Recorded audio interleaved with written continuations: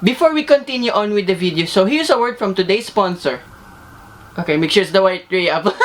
So these are my channel name stickers made by Stationerica. Now, if you want something like this, use promo code John Agustin to apply 15% of all products if you want to buy or customize your own stickers. Valid until August 31, 2024. If you happen to drop by or catch me in my shoots or in my races, you may hit me up and I will give this all for free. So hello guys, welcome back to my channel, and what I have here today is the all new and the most awaited Ford of all time is the Ford Bronco, and this one is equipped with the Sasquatch package. So I would like to thank everyone here at Ford Auto Hub Group and Ford Philippines for making this review possible, and this car was just launched last night at the time of this shoot, and this car is one of the most anticipated off-roaders because it's a Ford and it's one of the most popular brands here too in the Philippines. And speaking of too, I just recently drove another iconic vehicle by Ford, which is the Ford Mustang GT. Check that out on my channel. It's one of the best cars I've driven and probably the one I'll buy soon. So what we have here now with this Ford Bronco, it still carries all of its heritage back with its previous generations. You get LED lights all around, gloss black grille with your white badges over here. You get a massive amount of ground clearance with 2 tow hitches up front. And you're wondering what is powering this thing. Glad to say this one is powered by a 2.7 liter EcoBoost turbocharged V6 engine that produces 300 horsepower and up to the north of 540 Newton meters of torque, mated to with Ford's signature 10-speed automatic transmission. I'm very excited to drive this already because again, it's one of the most exciting off-roaders that you can buy today. Now here at the side profile of this Ford Bronco, the launch color of this too is eruption green, and it's one of the best colors I assume that you can get for this Ford Bronco. If you want to avail a very special color, you add I think 10,000 pesos more if you want the azure gray, which is the specific color of the test drive unit today.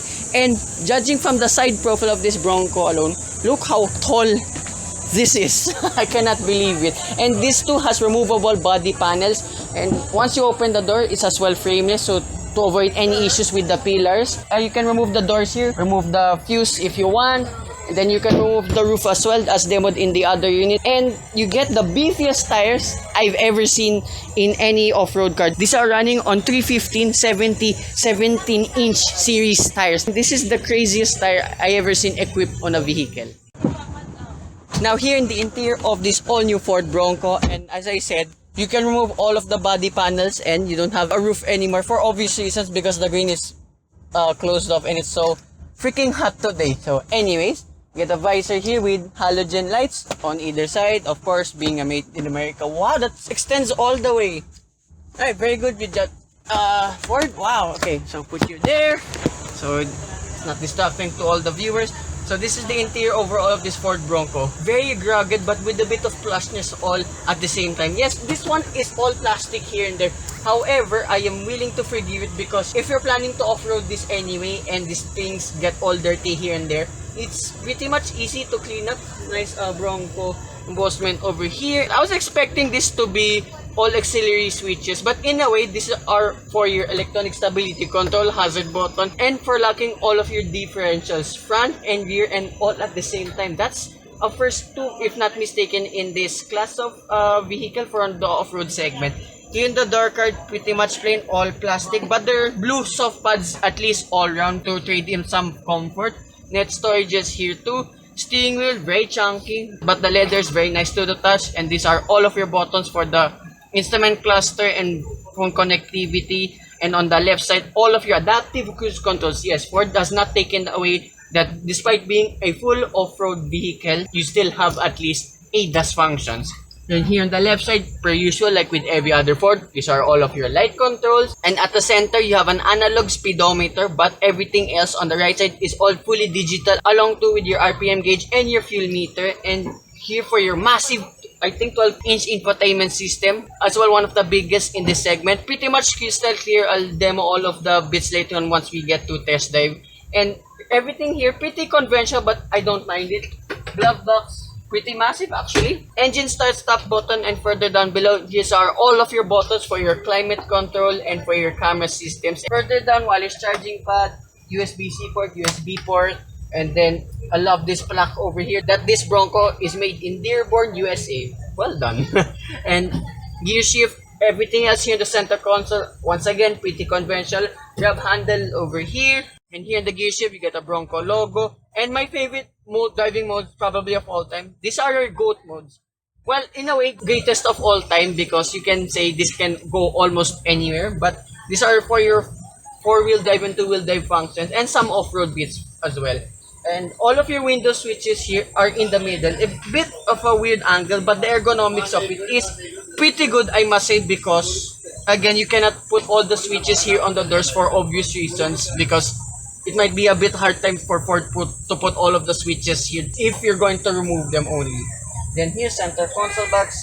Yeah, that's pretty good. There's a 12-volt socket just inside too. And despite majority everything being plastic, you get leather seats all around too. It's a two-tone scheme. It's blue and gray and more Bronco badges all around. Ford are really proud of this vehicle. I mean, it was said too in the press launch yesterday that even the Bronco creator himself could not help how excited he was on the development and making this car from scratch. So again, more LED lights here, safety reminders as well. I got used to the Ford Ranger being here on top of the dashboard. So yeah, that's about here in front of this Ford Bronco. Let's check out the rear seats. So these are now the rear seats of the Ford Bronco. Here in the door card, pretty much the same like the ones in front. There is no switches whatsoever. It's yet again still frameless because you can still remove these rear doors if needed only. And space here in the back, okay, to give a fair assessment, this right front passenger seat is my normal driving position. So feet room, knee room, pretty alright, and then headroom. So I think about that much. Okay, it may not be the best out there in terms of all of the SUVs in general, but for this class, I think this is one of the most spacious ones that you can get. And behind both front seats, you get two map pockets, and then here in the middle, you get your window switches, one USB port, one USB-C port, and a 220-volt outlet, which is needed for every off-road trekking vehicle. And if I sit here in the middle, okay, yeah, you can see on the screen, the transmission tunnel is really tall. However, it's still not so bad, but as you can see, there's already a lack of tie support. But in case you don't have a third passenger, open this up. This one reveals a central armrest with two cup holders with two grips around it. It's small, but hey, what am I to complain about? At least there still is. The seats, it's pretty much the same like the ones in front. And yeah, surprisingly, a lot more plush here there compared to its rivals. So that's about it here in the interior. Let's go for a drive. So now driving the Ford Bronco. First impressions immediately. This is the tallest vehicle I've ever driven. So I think this is even comparable than that of the F-150 Raptor V8 which I reviewed all those years ago. And here, normal mode and manual mode. Okay, that's pretty smooth. The manual mode, the buttons are here just on the left side of the gear lever, which is typical for any American Ford, even the Rangers per se. Besides the driving dynamics itself, yeah, the ride is so comfortable, and the NVH is better than I expected because yes, you are running on 70 series tires, but I don't hear it translating that much here into the cabin. Very impressive what Ford have done here in terms of refinement. Okay, the 10 speeds delay, it's no Mustang for obvious reasons, but to be tuned more of the lifestyle vehicle. And as a daily, despite the size as I mentioned, yeah, it's pretty okay. And then now let's go sport mode. These are all of your driving modes, by the way. There's a bit of a delay with the animation, but it's alright. Okay, right. You have to be a bit careful with overtaking since this is a huge car.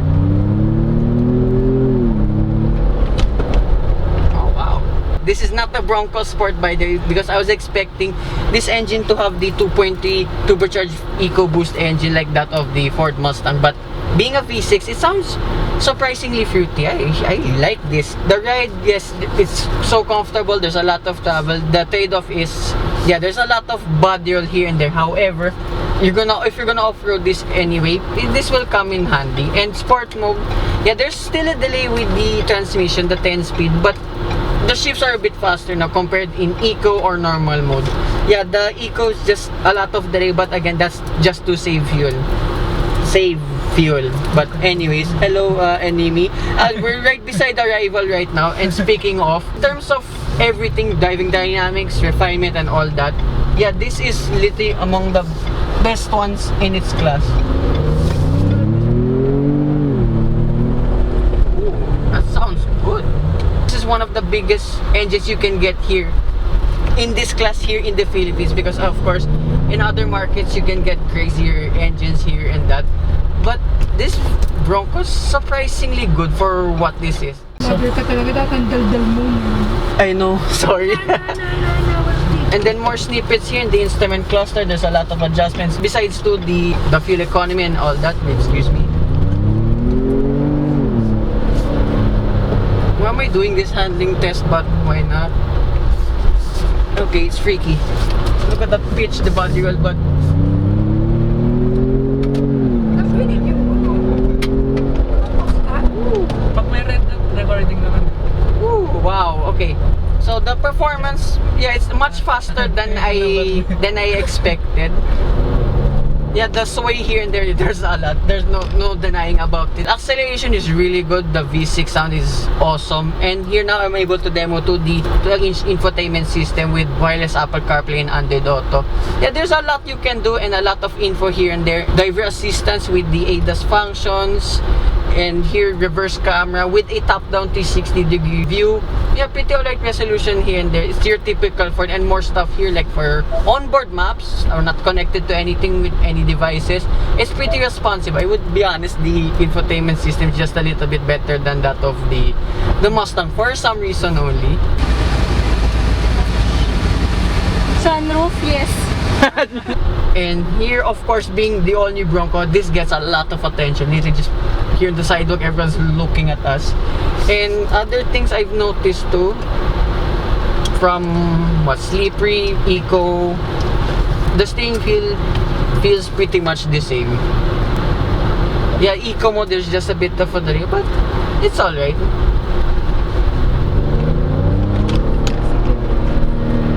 Oh, right. So what I've discovered too, in manual mode, this will not automatically upshift. Right, so you have to do it manually. Okay, good job by Ford for doing that, because at least there's a little bit of engagement if you wanna drive this on and off-road. I think this manual mode will be very handy once you go off-road with this.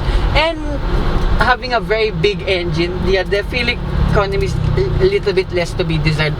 So hopefully I can borrow this soon to give a fair assessment. But since this now being used the whole weekend, I'm just reading what it says here, 2.5 kilometers per liter. The trade-off is this is one of the best performing off-roaders, and as well in terms of acceleration too.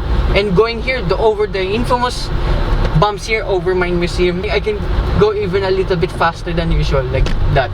I've never gone fast ever in my life in that hump, and this car can do it. And overtaking in this is easy. Of course, you have more than 540 Newton meters on the top. Yeah, it's one of the best off-roaders in this segment that I've driven. So for the cost of all of this, stands at 4,998,000 pesos. But for this specific Azure Gray, this is like 20,000 pesos more, so above the 5 million peso mark. Okay, it's one of the most expensive too, but it's one of the most capable and featured pack in this segment. You should definitely check this out and test drive here soon at Ford Auto Hub. I think this is their exact unit too. So again, I would like to thank everyone here at Ford Philippines and as well Ford Auto Hub, and to Miss Lailane Royo for making this review all possible. So one more time. So hope you guys like and subscribe, and I will see you with more future car reviews, and hopefully the lens outs of this and my ever favorite Ford Mustang. Bye bye.